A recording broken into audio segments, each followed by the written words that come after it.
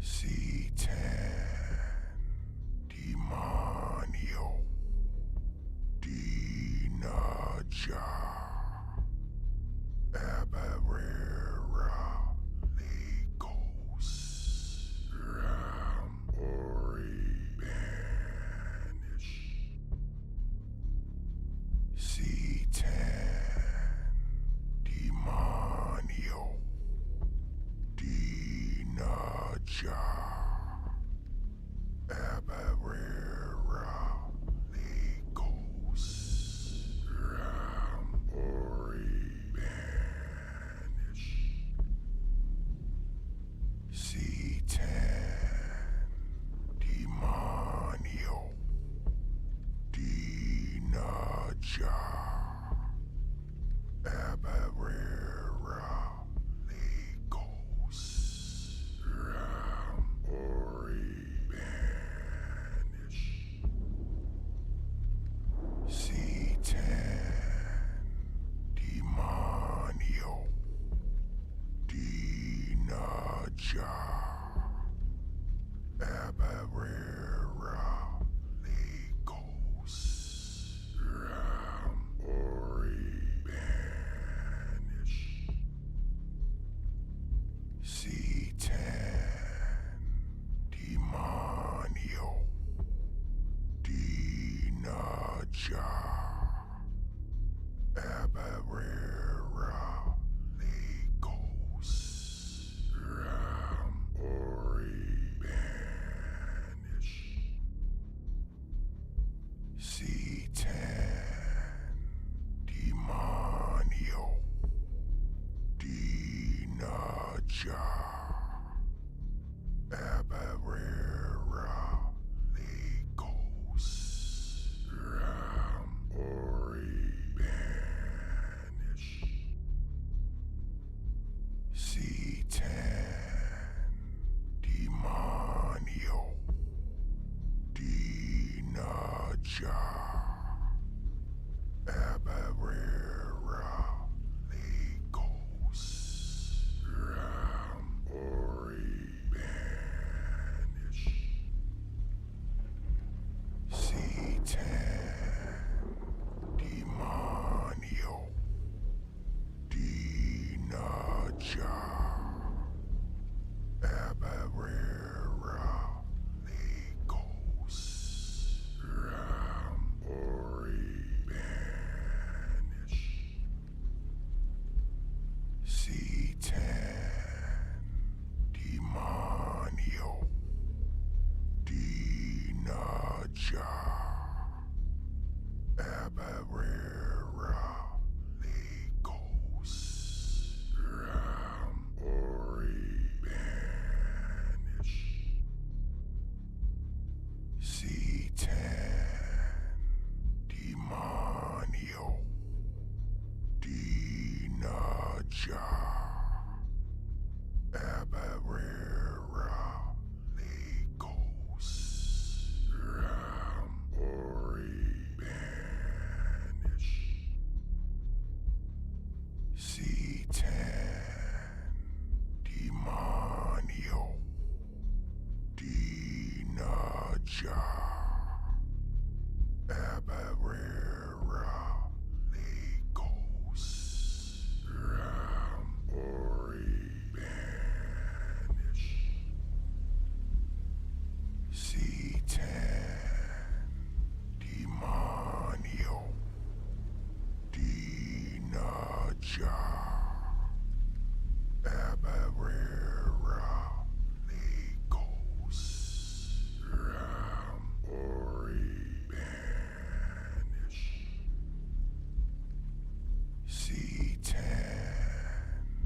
Demonio Dinaja Abarera Legos Ram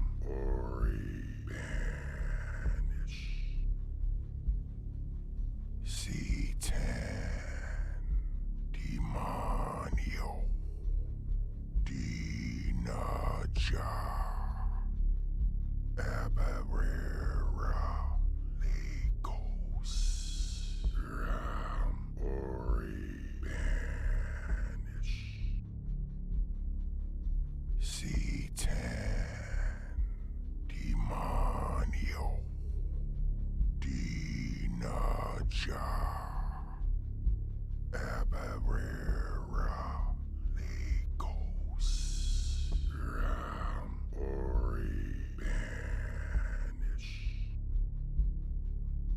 C10, Demonio, Dinaja, Abarera, Legos, Ram, Ori, Banish, C10, Demonio, Dinaja, Abarera, Legos, Ram, Ori, Banish, C10, Demonio, Dinaja, Abarera, Legos, Ram, Ori, Banish, C10, Demonio, Dinaja, Abarera, Legos, Ram, Ori, Banish, C10, Demonio, Dinaja, Abarera, Legos, Ram, Ori, Banish, C10, Demonio, Dinaja, Abarera, Legos, Ram, Ori, Banish, C10, Demonio, Dinaja, Abarera, Legos, Ram, Ori, Banish, C10, Demonio, Dinaja, Abarera, Legos, Ram, Ori, Banish, C10, Demonio, Dinaja, Abarera, Legos, Ram, Ori, Banish, C10, Demonio, Dinaja, Abarera, Legos, Ram, Ori, Banish, C10, Demonio, Dinaja, Abarera, Legos, Ram, Ori, Banish, C10, Demonio, Dinaja, Abarera, Legos, Ram, Ori, Banish, C10, Demonio, Dinaja, Abarera, Legos, Ram, Ori, Banish, C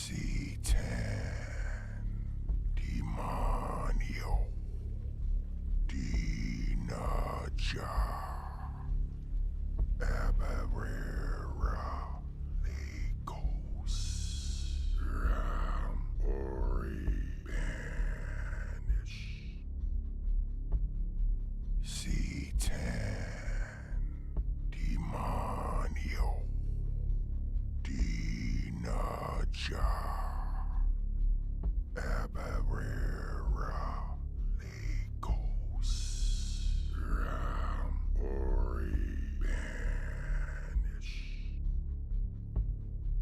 C10 Demonio Dinaja Abarera Legos Ram Ori Banish C10 Demonio Dinaja Abarera Legos Ram Ori Banish C10 Demonio Dinaja Abarera Legos Ram Ori Banish C10 Demonio Dinaja Abarera Legos Ram Ori Banish C10 Demonio Dinaja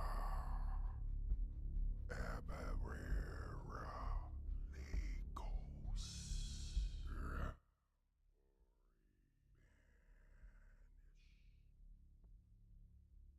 Hello, hello, hello. How's it going, everybody? Welcome to Apocrypha, Voices of the Hidden, the Occult podcast.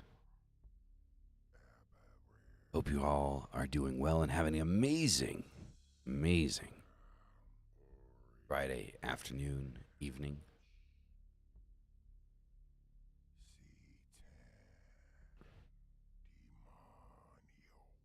So, as Mystic has just said in the chat, Mystic is going to be sitting this one out. Not feeling well. He's having a major headache.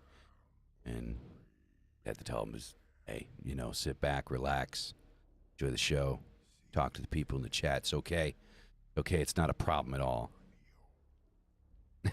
Welcome back, Adius, to your channel. Yes. yes. I feel like my face looks squished for some reason. That looks odd. That looks odd. Very odd. You're blaming Connecticut? Go for it. Blame Connecticut. Fuck Connecticut. Connecticut.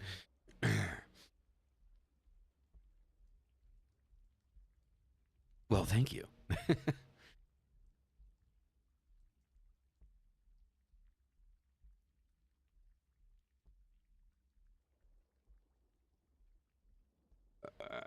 Did I miss something? So I'm just catching like what Tree Sap is saying. I was under the impression he was male. Something otherwise. Not an expert on the goetic spirits, though. Why are we assuming demonic genders? I'm just joking. I think a demonic entity can take on any gender energy that you need them to. Right? I believe that it is a flowing pendulum. I do not believe it is one or the other. You already asked me that, and I answered. I don't know I don't know what earthquake you guys are talking about.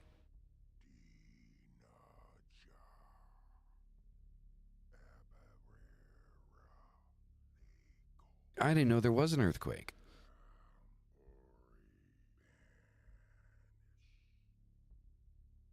.3 in New Jersey. Oh, no, that's hella far from where I'm at. No,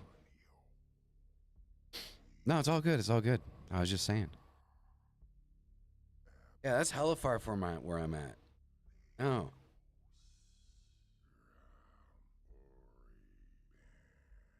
The fucking train that drives by my house shakes my house more than that probably would have. From Jersey and how the fuck does that happen? Jersey and Taiwan?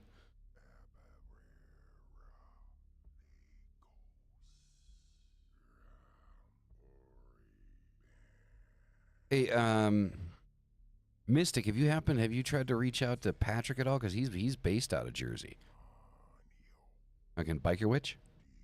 He's based out of Jersey.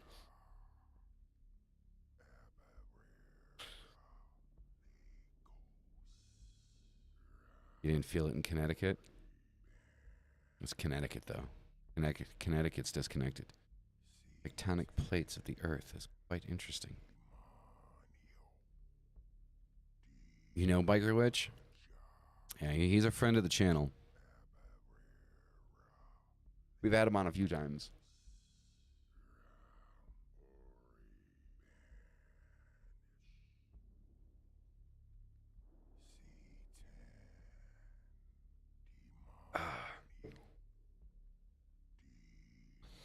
New Jersey communities all over that state with no issues. Rock on, rock on. That's good. That's good. Is he coming back on the channel? He wants to, but his schedule is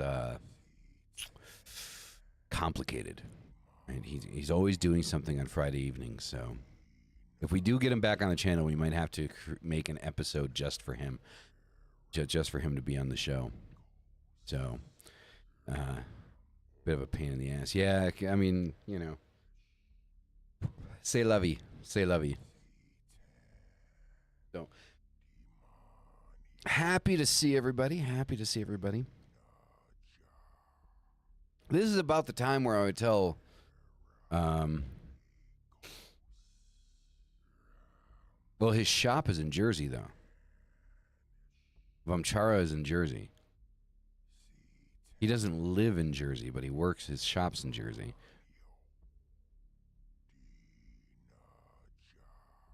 So I was saying something and then I just lost my train of thought. It is this is about the time that he's right near New York, Long Island. Yeah. I have a $100 deposit at his shop in Port Jefferson Station. There you go. So you just gave him a $100 deposit and then didn't go back to the shop to actually get a tattoo. You just gave him $100. Like, here, dude. Here's a $100 deposit just in case if I want to get a tattoo from you. Yeah, Jefferson Station. Yeah. So, sadly, I've never actually met him face to face. I've never met him face to face. Had him on the show a few times. Never have had the pleasure of meeting him face to face. So, it is what it is, right? I'm just giving you shit, Nocturne. I'm just giving you shit. Like I'm sure it was something like that, but you know, it was just kind of funny the way he kind of said it. Yeah, I have a $100 deposit there. So, yeah, no worries, no worries. I am a sarcastic son of a bitch. If none of you have noticed as of yet. You're still sad that you haven't met anyone from the podcast / chat in person. Well, try not living in the woods. It might help the situation a little bit. You know, the thing that bothers me is back early 2023, a good portion of us were in Texas, and we never crossed paths. There's nothing wrong with living in the woods. I grew up in the woods, but you know, when you want to meet people, it makes it a little difficult, you know, when you're like 2 hours from civilization. So it is a thing. It is a thing. Oh, come on, man. Hold on a second. Hold on a second.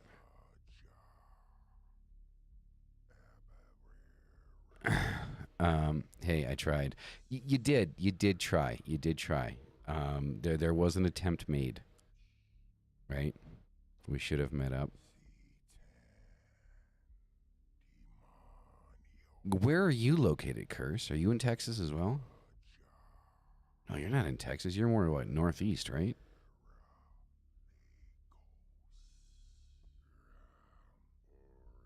Oh, you're in Connecticut. All right. All right, there we go. I like being 2 hours from civilization.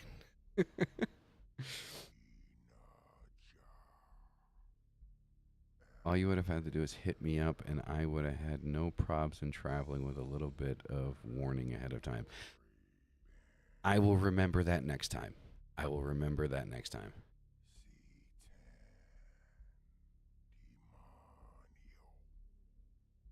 Yeah, because I just remember, like, I think it was because Bonnie and Curtis are in, like, somewhere close to, like, Waco or something. I was in Conroe.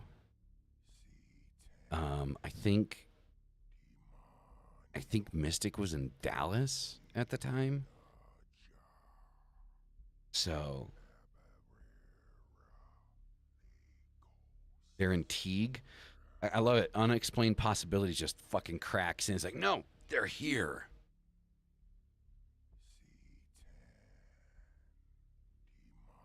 I was in Houston driving to. Ah, that's right. That's right. Yeah, you weren't that far away, but even Conroe was like I think like an hour from hour to Houston.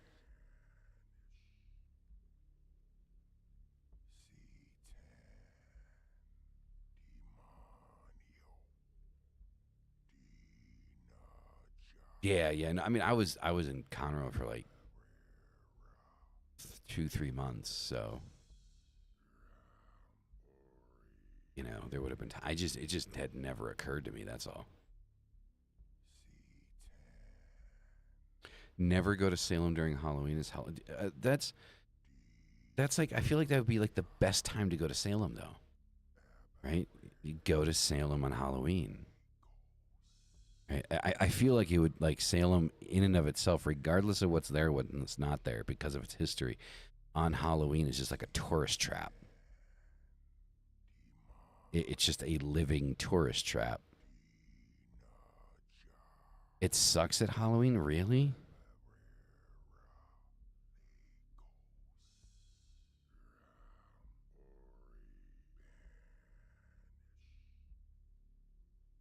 Yeah, commercialism, hell yeah, definitely, definitely.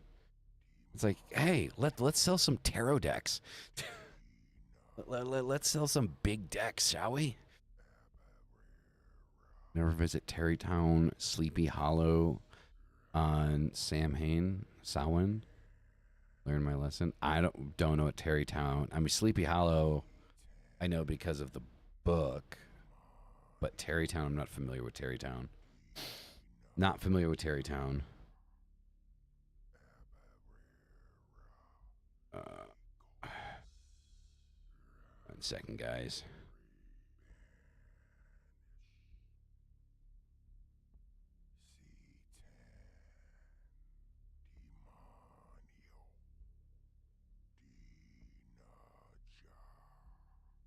Funny, accused witches were hung. Now a bunch of metaphorical shops and witches have settled.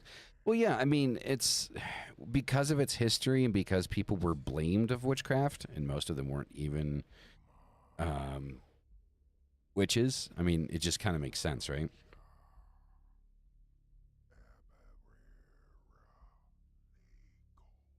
So it makes sense that Salem would kind of become kind of like the witch hub of the United States. You know what I mean? I think isn't like the Satanic Temple headquarters, isn't that based in?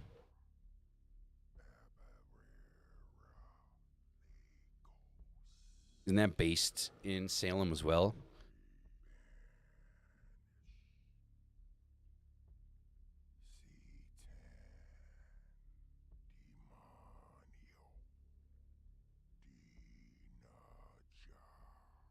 Yes, I think it went there without.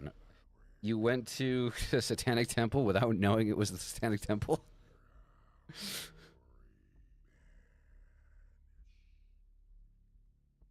No, it's I mean, once you know kind of like the story of Salem and like how the characters kind of pan out on that, you know what I mean?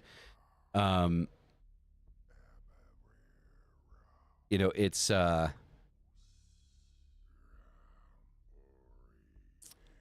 interesting story because I was watching the TV show Salem, and that kind of clicked my interest, and I started kind of investigating the names that they use inside of the TV show, and then like what relevance do they actually have to the actual events. Is kind of interesting, the crossover, right? I think they did a pretty good job with it. They had a shop. Okay, it was nice. Didn't know it was the actual temple. Yes, the front door, like when you walk in, it's just like a shop. They have it set up like a Hare Krishna temple, right? Like you walk in the door and it's the shop, and then you have to go beyond the shop to get to like where the actual shit is. I haven't finished. You haven't finished watching the Salem TV show? I forced myself to finish watching it because so I'm a binge watcher when it comes to TV shows. Like, so I will sit there and I will dedicate an entire month of my life to watching a TV show, even when it gets rough to watch. But when it does like the classic, like we're gonna release a season and then a few episodes here and there, and then you have to catch the episode. My life is too fucking busy to schedule a sit down to watch a TV show. I'm sorry. Like, I can't do it. I wish I could. Like, I wish I was 15 years old again and the only thing I had to fucking do is homework. But my life is too damn busy to program a sit down to watch a TV show every week, right?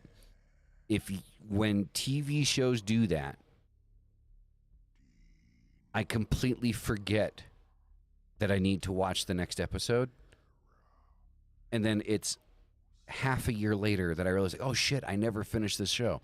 So that's kind of what happened with Salem.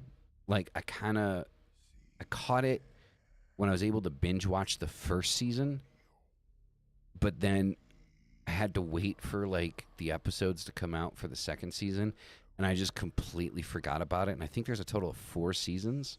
So it was on Hulu. So I said, all right, screw it. I'm going to start from the first season again and go all the way through all 4 seasons. My problem is my ADHD and distracting me from TV shows. No, same thing. Saying that also, that's also a thing. Yeah. ADHD is like honestly, like at my age, sometimes I feel like George Bush. Like when he was standing at the podium, it's like our foreign pie. Look at the kitty, and that's it. Just gone, right? Um, Good old George Bush.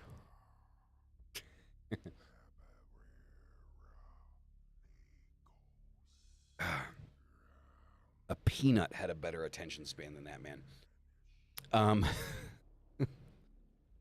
Actually, you know what? I do think Bush's attention span is a little bit better than Biden's. Right? I mean, come on. I've gotten to this point now, politically speaking, where I just say fuck everybody. You have to put food on your family. Yes. Oh. Yes, yes, yes. Oh, that's wonderful. That's wonderful. Yeah, I've gotten to the point politically where I just don't give a shit about any of them. Like red, blue, it doesn't matter. They're all fucking assholes. They're all assholes. They're all pieces of shit. They're all stealing from us, and they all want to see us burn. Fuck them all. Fuck the Democrats. Fuck the Republicans. Fuck the Independents. Just fuck the fucking fuckers. All right, so yes, fuck everyone. I'm on the island of misfit toys when it comes to anything political. Exactly. 100%. So, the title of today's show is What's After the Books? What's after the books? So what am I talking about, or what are we asking when we say after the books, right? Well, obviously, after the books. After all the Wicca books and the black magic books and the satanic Bibles and the satanic rituals and everything else, like what happens after the books? What happens? What do we go for after the books? So here's the thing. So this is again, I'm going to say this once. I'm going to say at the beginning of this rant that I'm going to get into, and I'm not going to say it again because trying to cater to other people's misconceptions of their not being included in my rants is enough to throw me off a bridge, okay? This is my opinion. This is what I believe and have seen things to be, okay, in this arena that we are in. And this is based off of my experience. If you have a different experience, rock on. Okay, this is my experience, and I can't cater to your experience because it's your experience, not mine. Right? Are we good? We understand? Awesome. Cool. So, after the books, okay, what is the occult, right? What is the occult? The occult is, right, uncovering the hidden, right? It's hidden knowledge, right? Trying to find that which does not exist. And so for us individually, like when we're youngins, right, and we first pick up the Satanic Bible, well, for us, most of us, probably this was hidden knowledge, right? We didn't know this existed on a personal level, okay? So there's that level of knowledge, right? The personal level of knowledge, of hidden knowledge, and uncovering that hidden knowledge on a personal level. And that's where everyone starts. Because the knowledge is out there, right? It's out there. It's written. It's in a book. You can buy it at Barnes & Noble. You can buy it on fucking Amazon. You could probably download it like an illegally copied version PDF off of fucking some website somewhere. It's out there. But the first level of hidden knowledge is the knowledge that you yourself are not aware of, right? That is out there. That is publicly available. That is publicly, published. Okay, that's out there. And so first we uncover that part, and that's where we get into the books, right? That's where we buy Scott Cunningham and Anton LaVey and, the Lesser Key of Solomon. And, we do all of this, and we gather all of this knowledge from these books, and we soak it up like sponges, right? And then one thing I noticed from my situation personally is I got to a certain point where I would go to the bookstore, or I would look at Amazon and look some things up on Google. Be like, this isn't enough. This is regurgitating and repeating everything. What's after the books for me? An amazing path of exploration, often accompanied by spiritual workaholism. Exactly. So what happens is we uncover the personal aspect. And then once we kind of uncover that personal hidden knowledge that we didn't know that it existed, and now we know it exists, there becomes a stagnant point where it's like, okay, everything is repeating. It continues to repeat. Why is it repeating? Right? That's what happens. So everything kind of starts to repeat itself. Like the books, how to set up your altar, what color candles to use, what does the elements connect to these colors, to these deities, to this thing. In the Ars Goetia or the Lesser Key of Solomon, this demon does this and this demon does that. At the end of the day, once you are aware that the information exists, that the information is out there, you are no longer uncovering the hidden because it's not hidden. Belial isn't hiding. He's out there. Lucifer isn't hidden. Lilith isn't hidden. Asmodeus isn't hidden. Astaroth isn't hidden. They've been worked with. The information is out there. It's not hidden. You're not uncovering the hidden. Now, through your workings, you may be able to uncover a hidden path, but they're not hidden. They're not. Just the fact of the matter. Beyond the books, beyond the things that we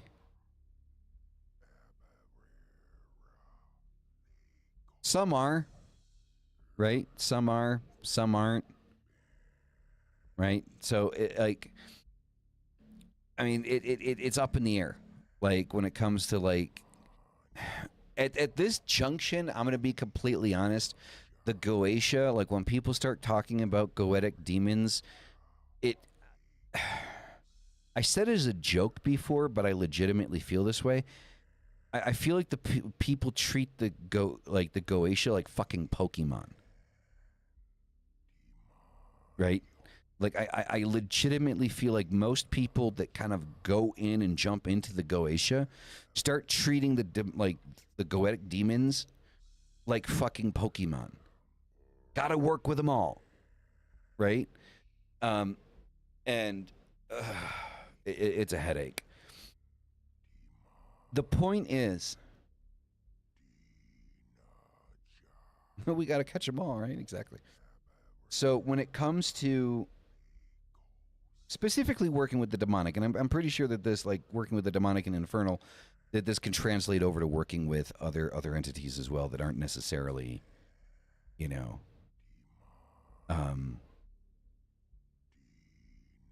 infernal or demonic. Now, I think when we look at systems like, for example, like Norse mythology or Greek mythology or Roman mythology, like when we dig into these and we look at those systems, those are pretty established systems when it comes to the gods that you have to be able to work with, you know, and things like that, right? Like, everything's pretty established, has been pretty well written, very well documented, you know, and there's really not a lot of room for error when working with, you know, pantheons of that nature, being Norse pagan or, you know, Greek pagan or whatever you want to call it, right? There really isn't much room for error in the sense of how everything is documented and who and what the hell it is that you're working with for whatever reason. Is there room for growth? Of course there is, but we'll get to that momentarily. Speaking specifically on the demonic and the infernal,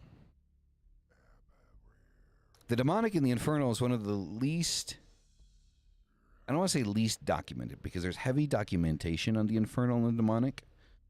However, it's sparse, it's generalized, and its structure is pretty well in the error. In the error, not error. So what we're looking at beyond the books here, beyond the literature, beyond what you can read, look at the occult itself. What does occult mean? To uncover the hidden. Dig and find that which has not existed prior to you working with it. You do not have to work with Belial because you know of Belial. You do not have to work with Lucifer because you know Lucifer or Lilith or any of the goetic demons. You can start your path on that direction to say, okay, these have been documented. I know what they're here for. I know what they represent and what things I'm looking for and what things I need. I can get from this by working with them at such and such level. But to truly, and I think that more occultists need to do this. You don't have to do this, but I think more occultists should be doing this, especially those in the left-hand path and especially those in demonolatry. Stop working with names that you read in a book and find a new one. Reach out, put the feelers out there, reach out, use everything that you've learned over the last 10 plus years of you being in the occult, or however long that has been since you've been in the occult, because this is a group effort, people. This is a group effort. Okay? All of the knowledge that we have pooled together, that we currently have, that is no longer hidden because of a fucking group effort. It is a group effort. We need to work with each other on this. But one of the big things is put the feelers out there and see what touches you back. What wants to communicate with you? We know what you want to communicate with. Put the feelers out there and ask the question, what wants to talk to me? You want to talk about a wild ride? You want to talk about some trippy shit? Don't say any names. Just put your shit out there. Do a ritual. Go into deep meditation. Astral project a little bit and ask, hey, anything want to say hi? Because trust me, when something finally reaches back, it's not going to be something that you have documented or something that you can look up on. It is going to be something that is specifically reaching out to you, to cater to you, to work with you, for you to be that which brings it to light.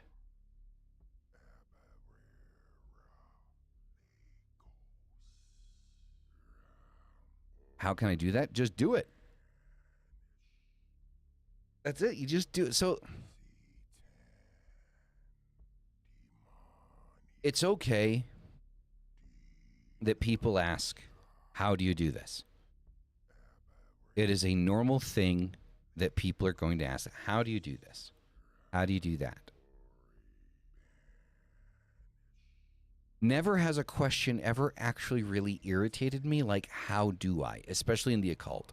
And it's not that the person asking the question irritates me, it's just the question itself irritates me. And the reason it irritates me is because the occult has always been specifically designed, specifically structured, and specifically built for us to work on an individual level however we see fit, right?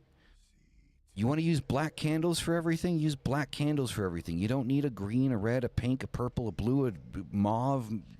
You don't need it. You want to use black for everything? Use black for everything. You want to use white for everything? Use white for everything. You want to use red for everything? Use red for everything. Whatever speaks to you, right? Whatever speaks to you, because your emotional response inside of a ritual is the most important aspect of you being able to connect to something.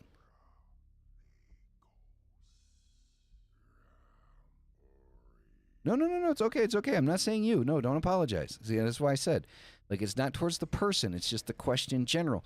And it's the question in general because if somebody is asking me how they do something in the occult, this is my opinion.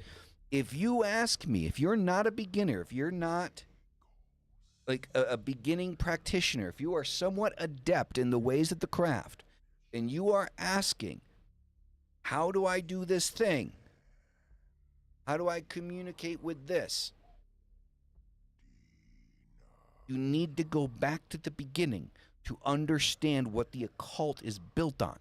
At least modern day occultism.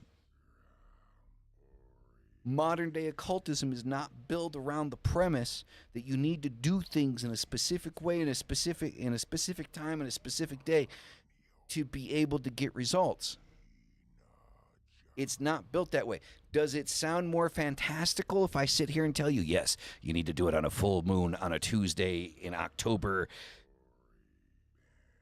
Yeah, of course it's going to sound more fantastical because now I'm giving you a checklist, right? And I'm giving you a checklist, and that means when you go through that checklist and you hit those points in that checklist, right? If you don't get the results that you're looking for, then it's kind of a little bit easier to kind of slide out of it. Because, okay, this person told me to do it this way. They told me to do it this way. It didn't work. Then, okay, it's their fault, not mine. Right? So when it comes to modern day occultism, the way that we are structured is do it how you see fit. Do the things how you need to do it. Now, you're asking how to do this. The only thing I can offer you is just go into ritual, meditate, focus, put your emotions out there, and quite literally ask the question, who wants to talk to me? You might not get an immediate response. It might take a few hours. It might take a few days. It might take a week. It might take a month. It might take a year. Who the fuck knows? But eventually, something is going to reach back out. And what is going to reach back out is something that none of us have spoken with before. But it's something that I believe that occultists really need to start working and focusing on, really uncovering new shit for themselves, not necessarily for the occult community or for a grimoire, but for yourself.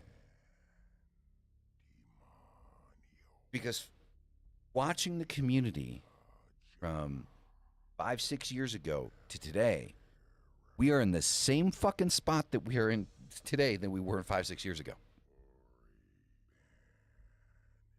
Maybe a little bit more gatekeeping. Everybody jumps on the Lesser Key of Solomon, the Ars Goetia. You know, everybody's jumping on board with this stuff. And it's great. Learn as much as you can. Work with the entities that you want to work with. But don't be afraid to open yourself to more. There is more out there, I promise you.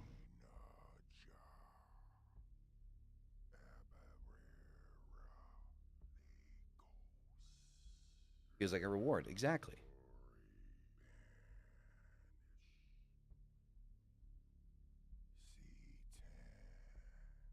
Awesome, Dragon Dancer. See you later. Kelvin, how's it going? I like the surprise.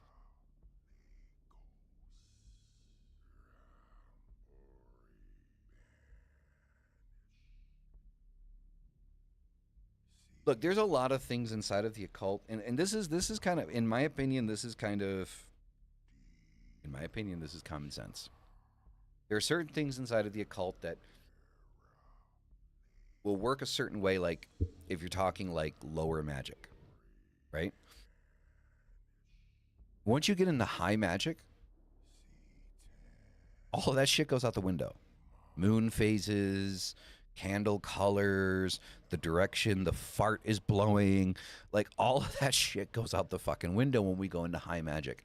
When we're talking low magic, like just doing like spells and shit, like for financial gain, like this, like there's a spell. I've said this before. There's a spell that I've done, and it's worked almost every time in small amounts. Like it's never been something like I do this spell and I get $1,000,000. It doesn't work that way. But like I'll take a cast iron cauldron, I'll fill it with water, and I have this like silver 50-cent piece, silver coin. It's silver, right? It's 999 silver coin, about that big. I'll put that in there, and on a full moon, I will go out. No matter times, it's dark outside, and you can see the full moon in the fucking sky, and the full moon can reflect onto the water and on the coin, right? And so I put the bowl out, I hold the bowl, I let the light reflect off of the coin.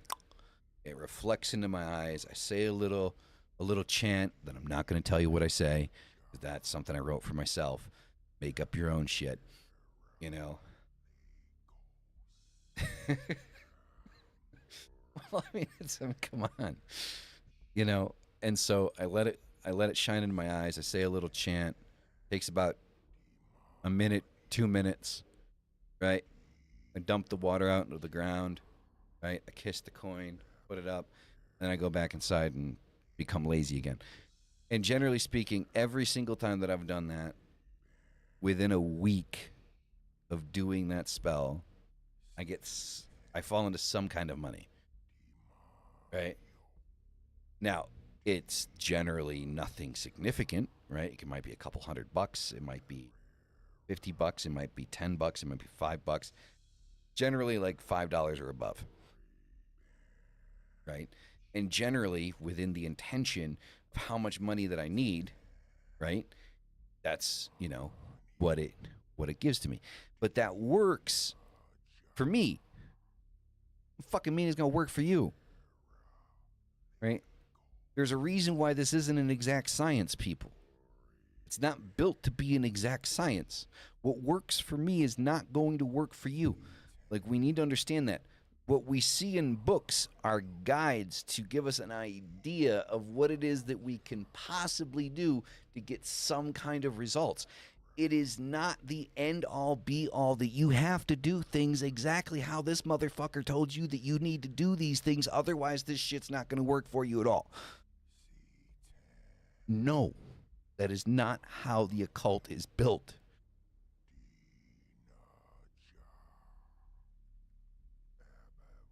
There you go. There you go. Rock on.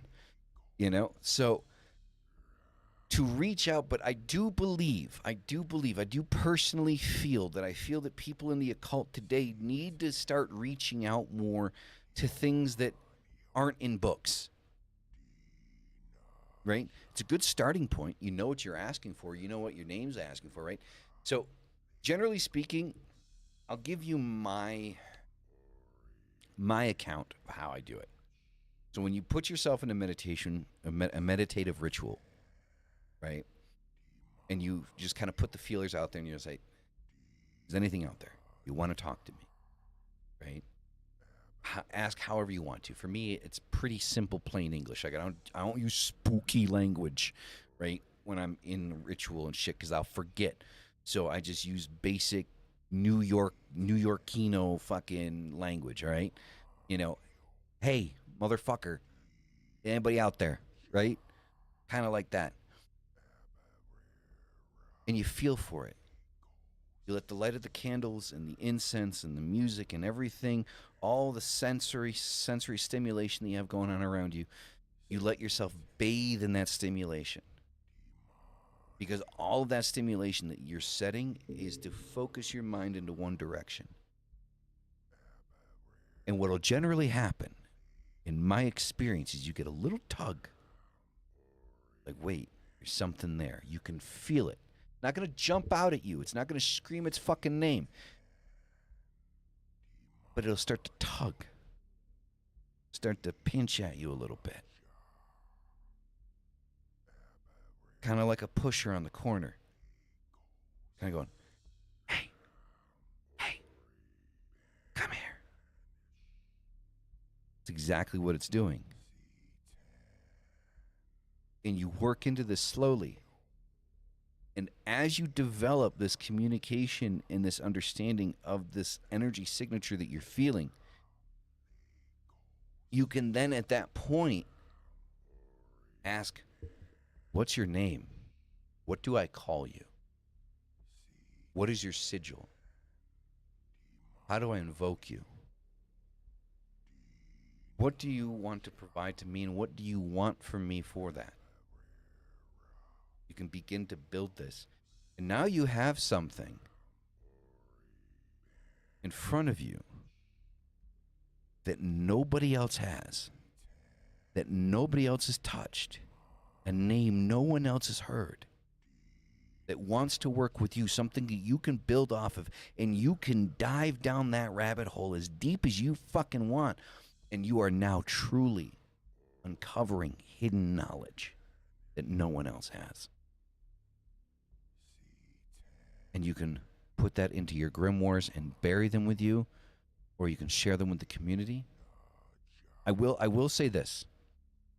The way that I see the community today, be cautious when you share your information, when you share things that you're learning from new infernal and demonic entities that may not be listed yet.